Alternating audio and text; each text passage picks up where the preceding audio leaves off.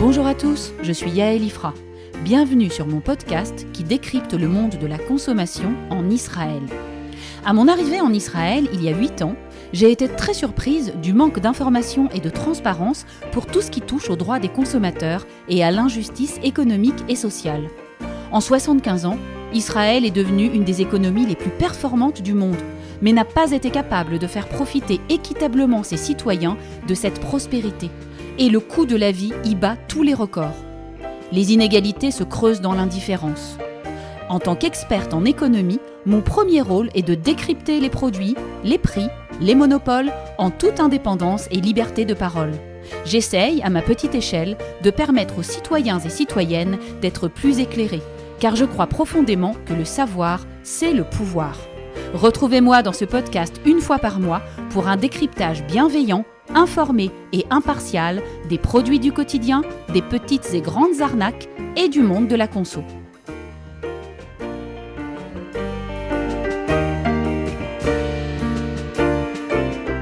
Salut Ariel, comment ça va ? Salut Yael, ça va ? Alors on fait quoi aujourd'hui ? Alors écoute, on se retrouve ce mois-ci au supermarché pour continuer notre tour d'horizon avec encore un des produits de base du ministère de l'économie. Et aujourd'hui, on va parler du riz blanc dit persan. Mais dis-moi Yael, quand j'étais en France, il n'y avait pas de riz persan ? Et là, je te réponds Ariel, en effet, tu as tout à fait raison, le riz persan n'existe pas, ou en tout cas nulle part ailleurs qu'en Israël, pour la bonne raison que c'est un nom commercial qui a été inventé par les supermarchés ou peut-être un vendeur israélien de génie. Et évidemment, Israël n'est pas un pays qui cultive le riz, c'est pas un pays de riziculture, même si j'ai appris en faisant des recherches pour ce podcast que des agriculteurs ont démarré une culture de riz sur le plateau du Golan, qui est vraiment le lieu de toutes les innovations agricoles en Israël. Donc, une fois qu'on a dit qu'Israël n'est pas un pays où on cultive le riz, on imagine bien que la totalité de ce riz qui est consommé, donc une grande quantité, parce que les Israéliens consomment quand même 13 kilos de riz par an et par habitant, il est entièrement importé. Alors, il est importé selon les années. Environ un tiers vient d'Inde, environ 20% vient de Thaïlande, 20% vient d'Australie ou des États-Unis, ça dépend des accords commerciaux et des années, et le reste de différents pays. Mais en fait Yael, je suppose qu'il y a des riz de différentes qualités, c'est pas tous la même qualité, non ? Alors, le riz qui est importé d'Inde, Ariel, il coûte assez cher parce que c'est le riz basmati, on le connaît. Et puis, en Inde, il y a une appellation d'origine contrôlée.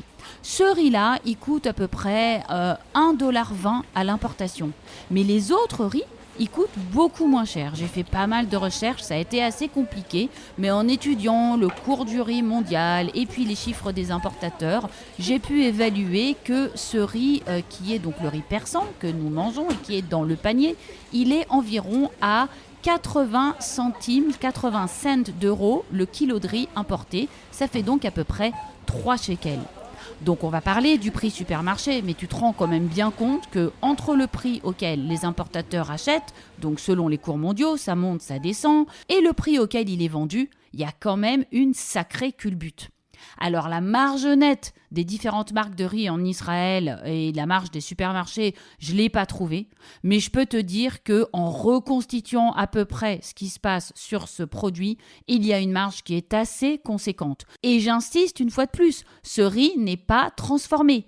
Il arrive par bateau, il est trié et nettoyé probablement, il est ensuite mis en sachet et c'est tout. En me baladant un peu au supermarché, j'ai pu voir que ce fameux riz persan est vendu pour la marque Monopole Sougat, dont on parlera après, hors promotion, partout au même prix, environ 10 shekels 90. Il y a aussi beaucoup d'offres sur le marché du riz. Les marques distributeurs sont généralement pas mal moins chères, entre 6 et 8 shekels. Et il y a un certain nombre d'autres marques, plus ou moins chères, mais elles ne sont pas très conséquentes pour le marché. Et donc, ce que j'ai établi par rapport à ce riz persan, donc c'est pas un riz de la qualité la plus élevée, c'est pas comme le riz basmati, probablement il provient d'Australie puisque ce n'est ni le riz jasmin, ni le riz long grain, ni le riz étuvé. J'ai conclu que c'était un riz de type asiatique long grain blanc et donc probablement ou d'Australie ou des États-Unis et rebaptisé persan. Ça ferait très plaisir aux Iraniens de savoir que le riz le plus consommé en Israël porte leur nom. Mais si je veux savoir d'où vient le riz, il suffit juste que je regarde sur le paquet.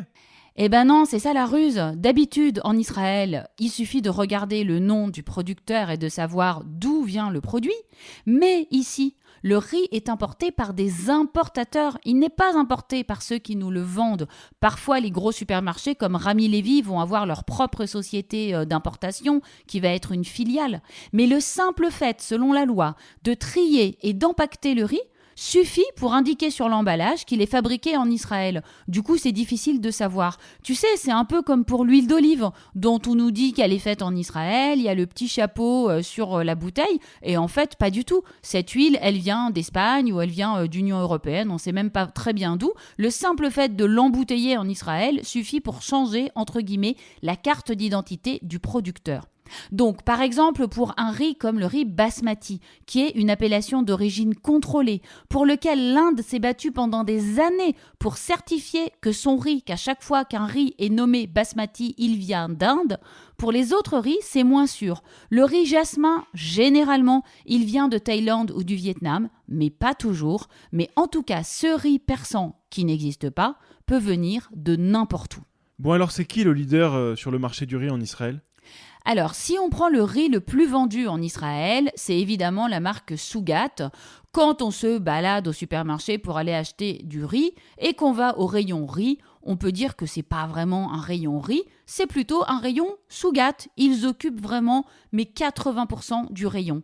Pourquoi ? Évidemment, c'est un monopole. Alors, ils n'ont que, entre guillemets, 65% du marché du riz, mais on ne dirait pas du tout à voir la façon dont le riz est disposé sur les étagères.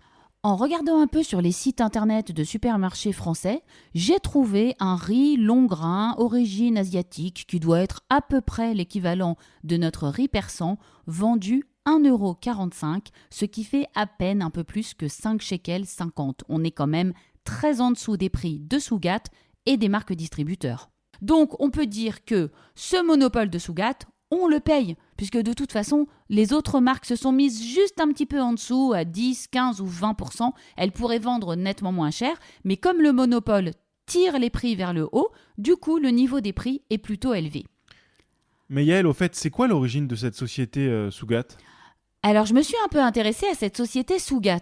C'est donc une société familiale qui a été fondée en 1954 à Kiryat Gat. L'anecdote un peu marrante que j'ai trouvée sur Sougat, c'est que l'État avait confié à Sougat la responsabilité de fabriquer du sucre de betterave. Parce que tu sais, Ariel, en Israël, on a tout essayé. On a essayé de faire des voitures avec le succès que l'on sait, la Soussita. On a tenté de faire des parfums, donc le baron de Rothschild s'est rapidement tourné vers le vin. Et on s'est aussi dit qu'on allait faire du sucre de betterave comme en Pologne ou en Russie, donc les pays d'où venaient les pères fondateurs du pays. Sauf que vu le climat en Israël, c'est un petit peu compliqué. Il faut qu'il fasse très froid pour que la betterave se charge suffisamment en sucre. Et donc cette initiative a été très rapidement abandonnée. Mais bon, je trouve que ça montre un optimisme assez sympathique. D'ailleurs, la raffinerie de sucre qu'exploitait Sougat jusqu'à il y a quelques années a été fermée. Et aujourd'hui, Israël importe la plus grande partie de son sucre de Pologne, où effectivement les betteraves ont un peu plus froid qu'ici. Ce qui est intéressant, c'est de savoir que Sougat a été racheté en 2021, donc il y a assez peu de temps, par un fonds de capital risque qui s'appelle Fortissimo et qui, d'habitude, investit plutôt dans la high-tech. Donc on imagine bien que le taux de marge doit être très intéressant pour qu'un fonds d'investissement s'intéresse à une société comme Sougat, qui est une société familiale, privée, qui ne publie pas ses comptes, ce qui nous laisse un peu au stade des suppositions. Mais on peut dire que si un fonds les a rachetés, c'est certain qu'ils sont très rentables. Depuis, donc cette société Sougat, qui vend donc des céréales, des légumineuses, des farines, ne cesse d'augmenter ses prix et évidemment ses rendements. Si on considère que niveau innovation, on est un peu au niveau 0, en Israël, tu te souviens Ariel, en Israël, il n'y a même pas de paquet refermable. C'est un miracle quand ils te mettent un petit autocollant, tu réussis à ouvrir, généralement ça se déchire directement. Les petits sachets perforés de cuisson du riz qu'on a en France, c'est quasiment de la science-fiction. Donc on se dit bien que pour mettre des lentilles et des haricots dans un sachet, on va pas très bien comprendre pourquoi augmenter les prix, sauf si c'est destiné à servir les actionnaires du fonds. Donc il n'y a aucune innovation, aucune recherche-développement, Aucun produit original, juste un bon vieux monopole qui vend très cher des produits ultra basiques qui servent à nourrir les familles. Oui, ok Yael, mais ça reste un produit de base, donc quel est le conseil que tu nous donnes pour payer le riz le moins cher possible? Eh ben Ariel, c'est là qu'on va essayer de devenir un peu plus intelligent. Une fois qu'on a compris que le riz est importé par les mêmes importateurs, des mêmes pays, peut-être même auprès des mêmes producteurs, et qu'il est juste mis en sachet en Israël, la seule différence, c'est le logo sur le paquet et le prix. C'est donc le moment de foncer sur les marques distributeurs et de comparer les prix en achetant systématiquement le produit le moins cher sans regarder la marque. Du riz, c'est du riz, c'est du riz.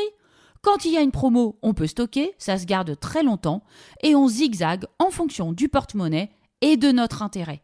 Donc pour tous ceux qui avaient une vague impression que Sougat était mieux que le reste parce qu'il occupait tout le rayon, il est temps de perdre ses illusions et de faire gagner votre porte-monnaie.